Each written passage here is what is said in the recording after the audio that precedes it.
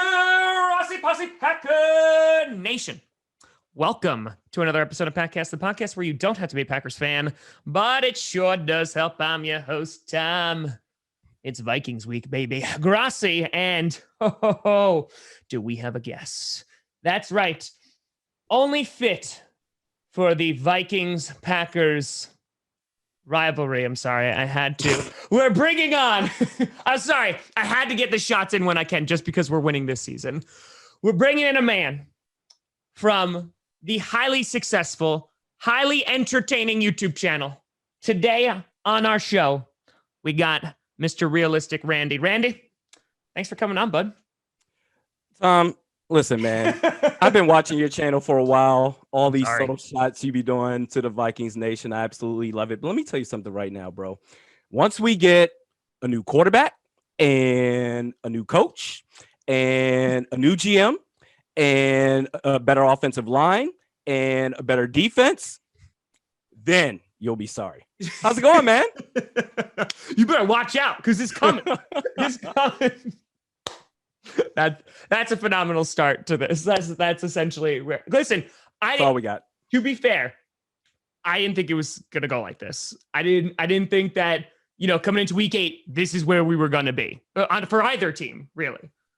I thought we would be 10-6. I predicted a 10-6 season for the Vikings, and I thought the first meeting that we would be all riled up to face you guys. Let's show Aaron Rodgers whose house he's in.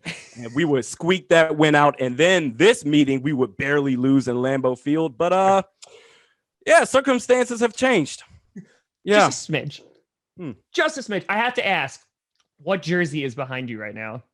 That is Randy Moss. Okay, I saw I saw the 4, and I had a little bit of a conniption, and I was just like, nah, he's not showing off like the Brett Favre Vikings jersey in front of me, right? Like that. Okay. I mean, Moss just showed his ass in front of Lambeau, so that's fine. That's okay. But which, oddly enough, I wouldn't even mind having a Brett Favre Vikings jersey. 2009 was phenomenal. It was amazing.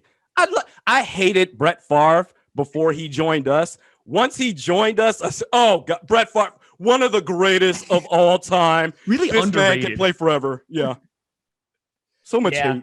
Yeah, no, I really enjoyed how that season ended. So yeah, I enjoyed different things about that season. But it's funny because like there was like Brett Favre was my childhood, right? Like as a Packers fan, like he's what got me into being a Packers fan. Like he was the quarterback throughout the 90s, like when I was a fan.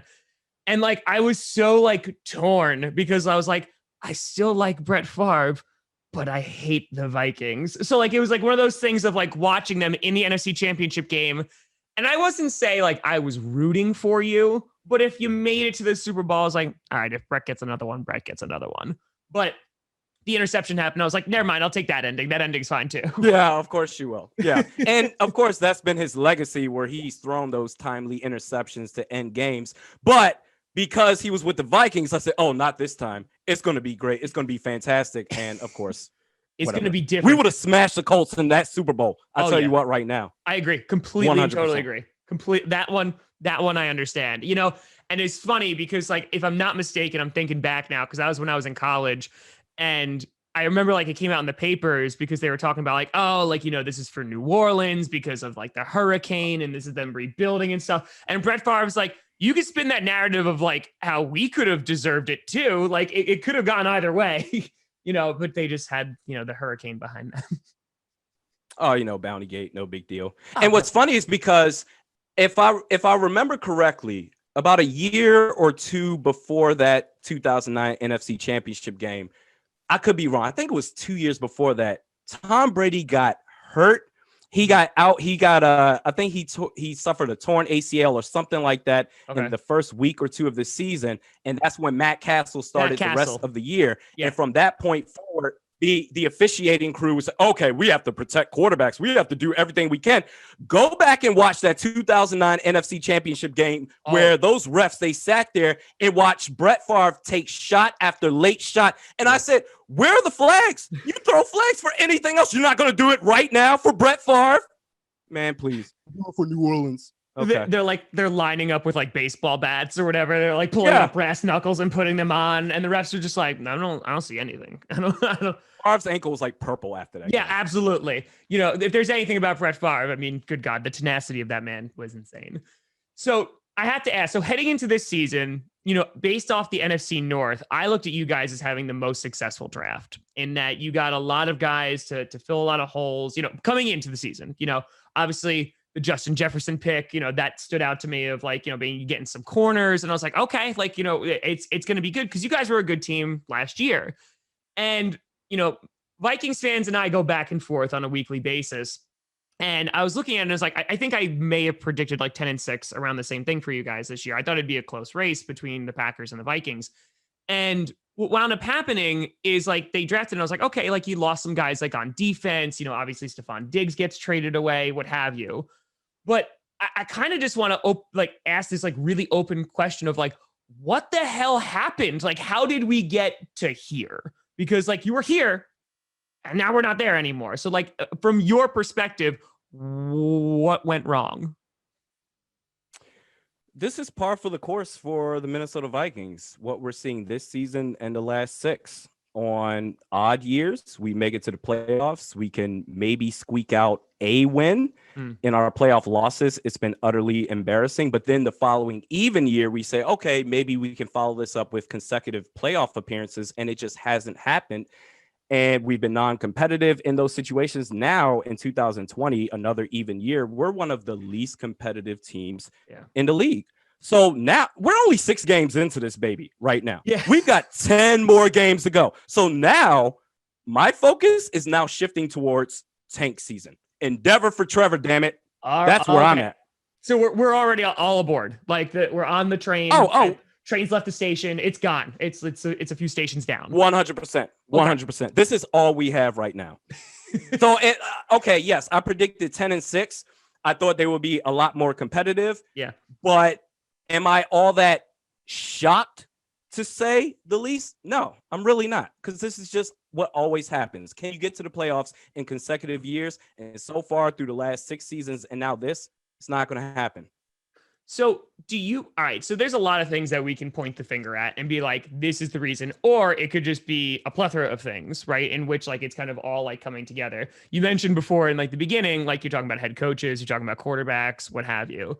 Listen, Kirk Cousins getting $84 million will never not be funny. It's never going to happen. Like it'll always be hysterical to me. I will always laugh about this. However, he's not that bad in terms of like last year, he had a good season. Last year, he was not bad. Very much assisted by that running game. You know, that they definitely rely on that power running game. And when Dalvin Cook is either injured or is not having it that day, they struggle. But I kind of like, can you pinpoint to me, is it a coaching issue? Is it a quarterback? Is it just like all of the exodus that has occurred, you know, from the defense? Is it Danielle Hunter being out? Like, you know, is it just a mixture of everything that has led up to this season?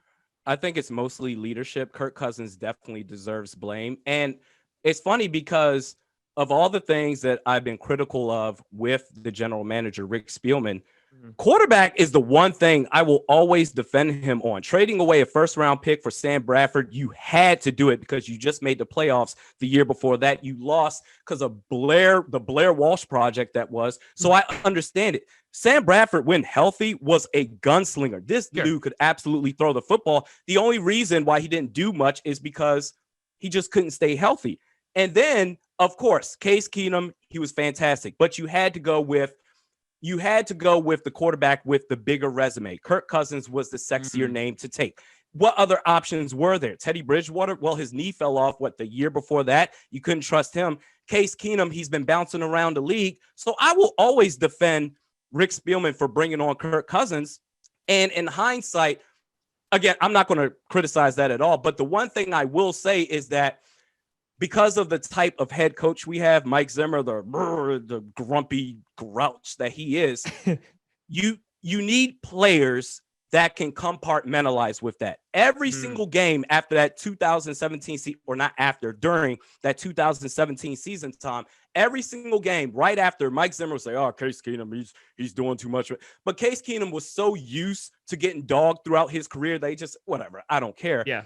Kirk Cousins, he's not really that guy. He needs his hand held. So on one hand, you could say, let's make sure we bring in players that are always mentally tough. But I feel like it's 2020. Times have changed. You need leadership that can adapt to the personnel that you have. What you say to one person, they may receive one way. What you say to the other, they may receive it in a different manner. It's not what you say, it's how you say it. And to pinpoint this, I'm going to the general manager, Rick Spielman, for, I mean, how many times do we have to sit here and say, when are we getting an offensive line? Every single year, oh, this offensive line is atrocious. He always trades back 1,000 picks just to get all these nonstop, endless 6th and 7th round picks.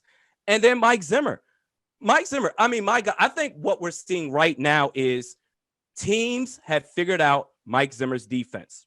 In 2019, it was a bend but don't break defense. It was leaky at times, but it was still great in the sense of scoring defense. They were 5th best in the league in 2019. Now we're 3rd worst. So it's leaky everywhere. And we can talk about turnover as much as we want, but I'm sorry for all the Vikings fans out there. Last year, we couldn't get rid of Xavier Rhodes quick enough. He was god awful. Trey Wayne's the same. Mackenzie Alexander, he was nice. He was okay. Yeah.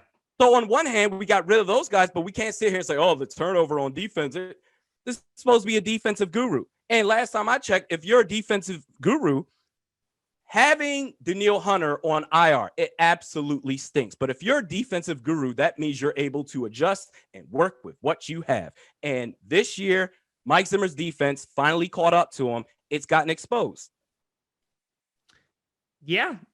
That makes a lot of sense. I mean, what's fascinating is, I think talking with other Vikings fans throughout the years, like that whole, do we keep Case Keenum and then use the money that we paid Kirk Cousins to make like that offensive line actually decent? Do we go and do we potentially like spend it like on like, because again, they went to the NFC Championship game with a backup quarterback, right? Sure. Like, let's call it what it is. And listen, that's more than the Packers have ever done with a backup quarterback, right? Like the best thing I got is like Matt Flynn, coming a comeback win against the Cowboys years ago. That's what I got. And, when our season, if Aaron Rodgers goes down like he has, then our season's done and that's it. But you guys, you have a quarterback go down and you have a balanced football team with strengths that are not just relying on the QB. And because of that, you were successful.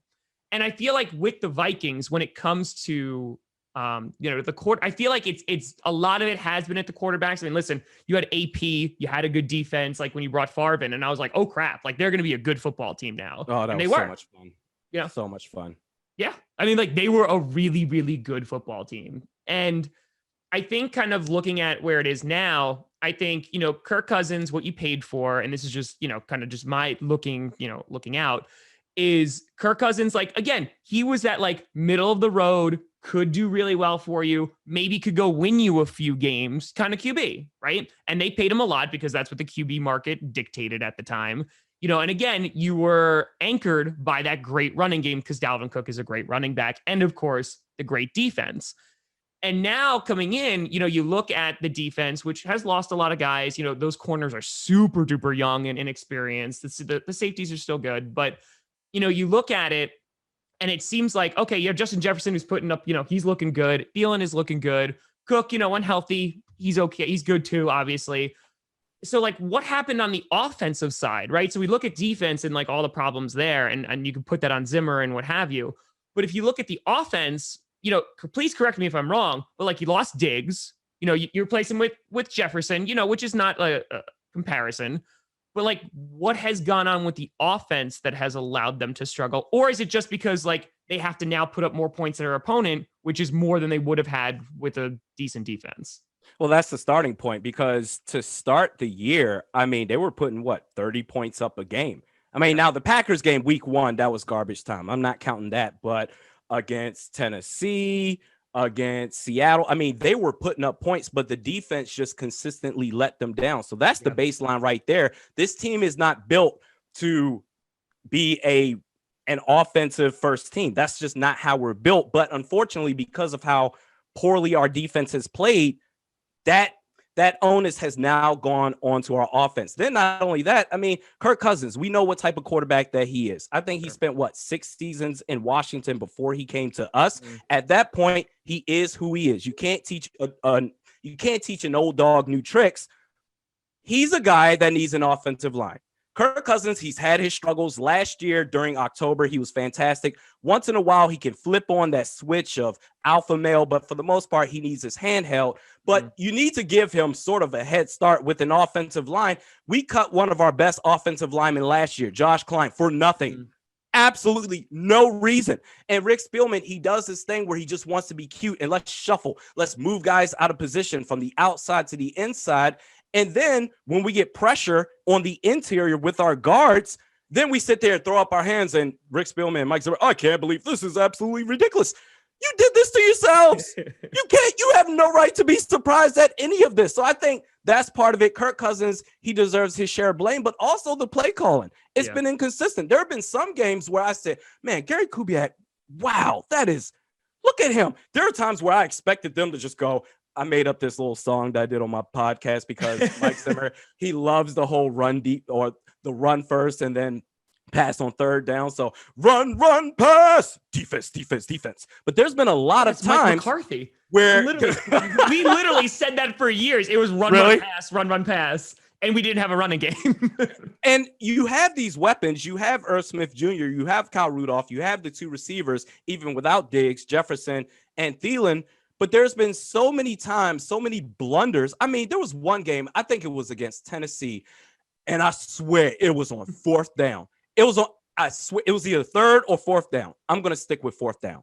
These dudes threw, Gary Kubiak called a deep bomb pass to Tajay Sharp on the right sideline. Tajay Sharp, who has been inactive for half the games up to this point, he might be our wide receiver 4 or 5, depending on how you look at BC Johnson and Chad Beebe. But there's been so many times where it's like, why is he on the field? Why are you throwing him on a deep pass pattern? Oh, wait, you're actually throwing him the football? So I just think we were built to be a balanced team, like you mentioned, but unfortunately, the defense, they just can't get off the field. So that puts more pressure on our offense, which this team, they're just not built to do that. Kirk Cousins, he's not that type of quarterback. Yeah. No, I hear that. And that makes a lot of sense. And you mentioned kind of like looking at the outlook of just like, we're in tank mode. And again, like there's still a lot of season left, right? So I'm going to ask you like preliminary, easy question. Do you think that like this could get turned around this season? No, absolutely not. Okay. And you know what? Actually, define turnaround, because when you say turnaround, I will not be shocked. Right now, we have a good chance to maybe get that number 1 pick in the draft. I know it's going to be really hard to outsuck the Jets for that number 1 pick, but let me have this. I need this. We have nothing else to look forward to. But I would not be surprised as far as turn the season around to get maybe 3 or 4 wins to then we end up with the 9th pick in the draft. And then Mike Zimmer's like, look at this. Look what we did. No one believed in us. And then the ownership group will say, let's give them another year. Maybe we can see this through. So, but as big picture, can they be competitive? Mike Zimmer, goodness, is winless against Matt LaFleur. 0-3. We still got to play you guys this Sunday. He's probably going to go 0-4. To be fair, the entire division has not beaten. Okay. I'm just saying. To be fair. Okay. That's okay. Well, all right. If we want to be fair, then also, goodness, the last 2 years, Mike Zimmer, he's been winless against Matt Nagy.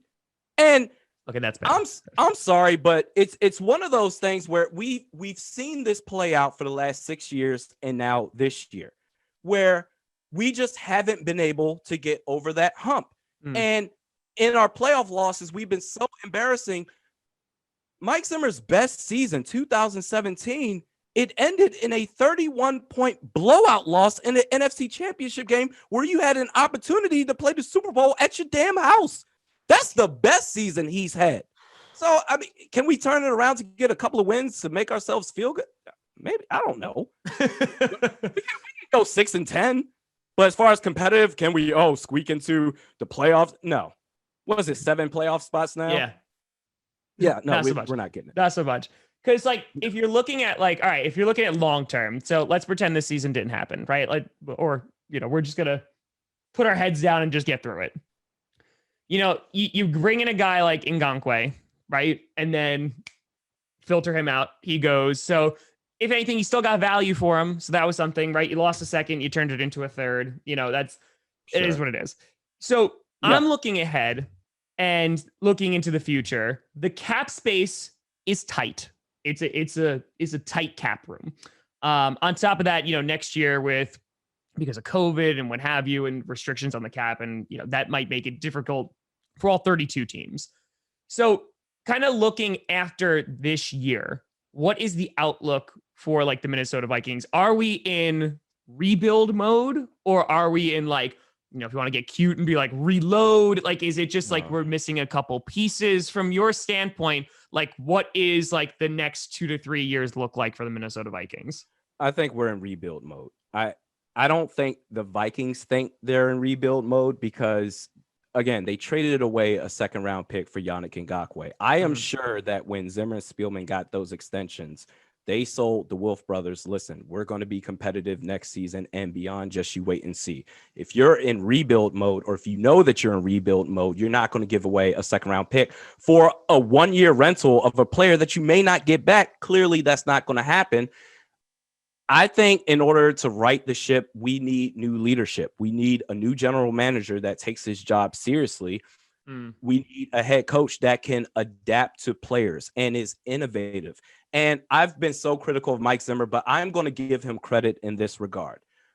Mike Zimmer is a good head coach when he's the new kid on the block, when you need a breath of fresh air. So in the case of the Dallas Cowboys, there's rumors about him. Maybe he can get traded to Dallas. Jerry Jones, he loves him. He's sick and tired of Mike McCarthy.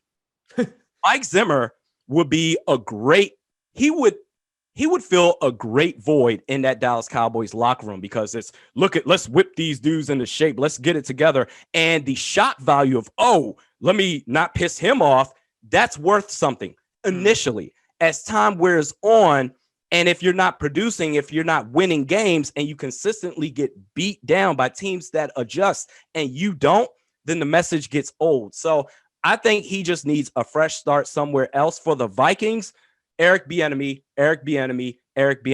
I heard a soundbite, I want to say, Tom, a week or two ago. I don't remember after which game this was, but Eric Bieniemy, he talked about, listen, I want all my players to be successful. I want them to rack up all their stats. But at the end of the day, the NFL is all about the W and the L. And we need to do everything. I'm paraphrasing here, but we need to do everything possible to get that W. I want all of our players to be successful, but we need to get the W first. And what happened this week to get the W, next week, we may have to do something completely different. So he's all about adjusting, game planning. And I sat there, I heard that soundbite, and I said, boy, that would be nice to have with this young talent that we have. I just think the message has gotten stale with Mike Zimmer. And again, the league has figured out his defense. One more point I'm going to bring up. Sunday Night Football a couple of weeks ago against Seattle. All game long, Cam Dantzler was getting lit up by DK Metcalf all game long. And we talk about how he doesn't adjust. Final possession of the Seahawks, 4th and 10. Mike Zimmer, the defensive guru and cornerback whisperer that he is, allowed Cam Dantzler to be on single coverage with DK Metcalf. We can talk about Harrison Smith. He came over to help. He started at the line of scrimmage to show blitz, and then he ran back to go on a deep pass pattern. You're not going to catch up. You were too short. We just need someone that can adjust to the players that we have, and in-game adjustments. Not in order for the Vikings defense to be successful, we have to play lights out from start to finish. We have to force opposing teams to play our game for all 4 quarters. When teams adjust, we don't. It's time. We're in year 7 now. There's nothing else to see here. Eric Bieniemy, go for Trevor Lawrence, Justin Fields, whoever the hell you want, Trey Lance. I don't care. It's time to rebuild with a whole new fresh start in leadership. And it's funny because the past few guests that I've had have been the Falcons, have been the Texans, and now we're talking about the Vikings. And Bieniemy has come up in every single one of those conversations. Oh my God. And I mean, I even said Bieniemy, when before he got hired, when we had a vacancy, they were talking about Josh McDaniels, and I was like, please God, no. Like, I don't need another failed like Belichick prodigy. I don't need that in my life. And I think it's fascinating because The Vikings are a team that I've always recognized like as their defense. And if you look around this to just the division, the Bears have a good defense, right? The Bears have the best defense in our division by far. Their offense leaves a lot to be desired, right? And there's some problems there. But I think it's so fascinating because if you have a good defense in this league, that can take you so far, even if you have a mediocre offense. And I think that, with the Vikings, how I was looking at it, I was like, okay, yeah, they lost some pieces, what have you. But, there was a team that was going to be able to be in it. And I feel like a couple years ago, like that was the case as well, right? You had that defense that was smash mouth, punch you in the face, and you had an offense that could move the football as well. And I feel like it's just crazy that like there is like this almost, it seems like very quick metamorphosis into now we're in rebuild mode. And I don't know if that speaks to, like you were saying, with the leadership. I don't know if that just talks about the adaptation that you were talking about with the NFL and how all these other NFL teams were able to adjust and adapt to what Zimmer was doing. But I think like it just goes to show, again, like it is a year-to-year league, and when you can look amazing one year, the next year you're just like, yeah, number one pick would be real nice. Absolutely. And Everson Griffin, he chose to sign with Dallas. Now he got traded to Detroit. Of course, This first game is against us, but he willingly chose to sign with Dallas. Jaron Kearse, he's with the Detroit Lions. He's been throwing shade at the Vikings. Eventually, it just gets to a point. What else is there to see here? And to your point, as far as the defense, it's if you have a great defense, that's fine. I would venture to say that you could probably. I think the longevity of having a really good offense and a porous defense can take you much further than, okay, we're just going to grind it out on defense and quarterback don't make mistakes. If you're going to bring a quarterback for $84 million and all you want him to do is not make mistakes, then have Sean Mannion be your starting quarterback. It's just fiscally irresponsible. It's time, man. Yeah. None of what they've done have made sense so far. Yeah. No, and now we're 1-5. Yeah. No, I get it. I definitely get it. And I think like too, you mentioned Xavier Rhodes and then like what he's doing with the Colts. I haven't paid attention for the past like couple weeks, but I know in the beginning of the season, like he was lighting it up. And like I was like that Xavier Rhodes, because like we used to joke like roads are open because like we literally were able to just do whatever. And I know talking to Vikings fans, they're like, we need to get rid of him like yesterday. We need to get rid of him. And maybe, I trashed him. Yeah, maybe that speaks to your point even more, though, right? And like if you have a defensive guru like Mike Zimmer, and then you have a guy like Xavier Rhodes who's able to go to the Colts and shine because they're playing to his strengths, I mean, what does that say about your defensive guru? He's playing a lot more zone coverage in Indy, but again, if that's where his strength is at this point in his career, go ahead and put him in those situations. Exactly. Play to your players' strengths, right? Like you put them in positions to succeed. So real quick, before we let you get out of here, this Sunday, obviously it's a divisional game. You never know. And so like, I'm not going in there with like the biggest head and the most confidence. Again, I think we should win. If we don't, there's a problem. Sure. But I mean, like, how do you see this game going? Like, do you think it's going to be competitive or do you think it's going to be like week one? What do you got? I swear I'm not hedging when I say this, but the one thing about Mike Zimmer is when there's a game that, the whole world is against him, that's when somehow the team comes out and they just, I bet you he has all the media film clips in the locker room saying, look at them. They don't believe in us. And then that's when all of a sudden they can win. With that said, I think the Vikings will get smashed in this game because, again, our defense, the Packers offense, I mean, for most teams in the league, they let the run set up the play action. For the Packers, I mean, they let the run set it up, but also Aaron Rodgers, he loves those outlet passes to his running backs and tight ends, and that really sets up the play action. I want to say it was against Atlanta. They had Aaron Jones and Jamal Williams on the field at the same time. Out left, Aaron Jones led the way, faked the outlet pass to Aaron Jones. Aaron Jones threw up his hands to fake it off, and Aaron Rodgers threw it to Jamal Williams right behind him. Yep. I mean, it's incredible. So, and another thing that I will say, though, is this is the band geek in me because I was in the stage band in grade school, middle school, and elementary school. I know sound. I study sound. How Aaron Rodgers has been able to get dudes to jump off sides with that hard count is beyond me because, and I could be wrong about this, but he has two primary cadences. He has 319 and ready, go. It just depends on how he feels about it. But when he's doing the hard count, it's 319. It's never ready, go.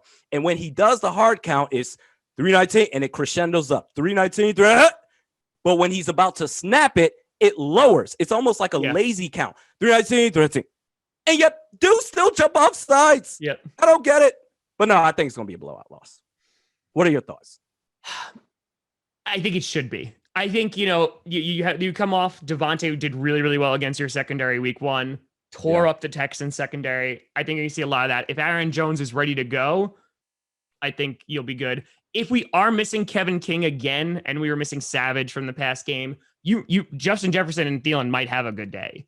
That's very, very possible. I think that we can outscore your offense and the defense since it's not what it used to be. I think, the offensive line, if Bakhtiari is back, which is neither here, it might happen.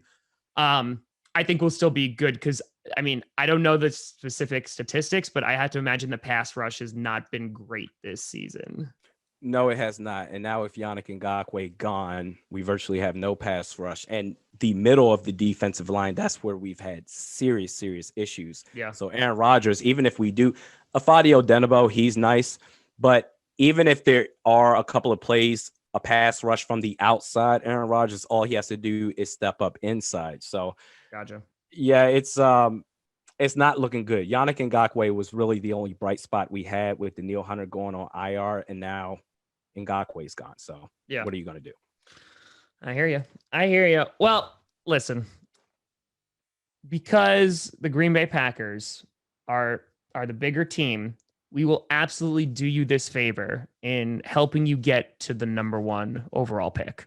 We're gracious enough to do that for our NFC North brethren. So, there you go. One more thing. Who do you think, going back to the Justin Jefferson Thielen matchup, sure. Who do you think Jair Alexander will primarily guard in? I can't wait. There's a part of me that they might put him on Jefferson. There's a part of me that thinks he's been phenomenal this year. People are just not catching balls against Jair. We're going to pay him a lot of money when that comes up. But I think they might. It depends on if King is playing, to be honest. But Jefferson has he's got that speed. So I'm wondering if they throw him on against him. He might alternate too. He was on Will Fuller a lot. And then when he wasn't on Will Fuller, that's the only time Will Fuller actually caught some balls. So, they might throw him around depending if King is not playing and just alternate him against Thielen and also Jefferson. But I wouldn't be surprised if they put him against the new kid. Okay. Yeah, I would expect then if that's the case, Adam Thielen, he's been very efficient as well. Yeah. I would expect Thielen, whoever Jair Alexander is not guarding, I would expect them to put up some yards, maybe even a touchdown. Yeah, I can see it being competitive for the first quarter and a half, but then as the time wears down, Aaron Rodgers, he gets a couple of dudes to jump off sides. And that run game, Aaron Jones, if he's going to be back, because this is the thing too. When I watched the run game of the Packers with Aaron Jones and Jamal Williams, I swear, sometimes just as a viewer of the game, maybe the defense feels the same way. It's so strong and effective to where I'm just locked in. Okay, what's this run game going to do? Yep. And then I forget, oh, snap. They also have Aaron Rodgers on the team as well. Yeah. It's incredible, man. And then Robert Tanyan, I'm not going to go on a tangent here. Sure. Robert Tanyan, even in his games where it's so stat-wise, he's been incredible. He's been making just big play after big play. Eric Kendricks now, best coverage linebacker in the game, maybe best middle linebacker in the game. He's going to have his work cut out for him. But I'm just very impressed. I thought you guys should have took Chase Claypool in the draft. But, the Packers have – yeah. But the Packers, I think they've made it work so well to where they spread the ball around. You have a strong run game. It just doesn't even matter this year. So it'll be close to start, but go ahead. It's going to be fascinating too because they have some really tough decisions up ahead because Aaron Jones, Kevin King, David Bakhtiari, Corey Linsley are all free agents next year. So, that's a lot of people. Our cap is not, we don't have a ton of cap space either. And of course, as we talked about earlier, like with COVID and everything like that, it's gonna be tough.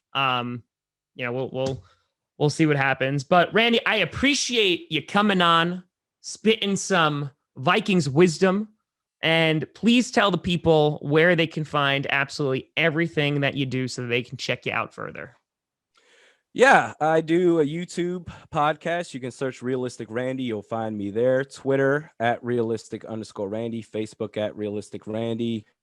I have an Instagram account too. I don't really do much on there, but just search Realistic Randy and you'll find me there. There you go. That's it. Beautiful. No, thank you so much for coming on, man. Yeah. It was greatly appreciated. And we'll see you on Sunday.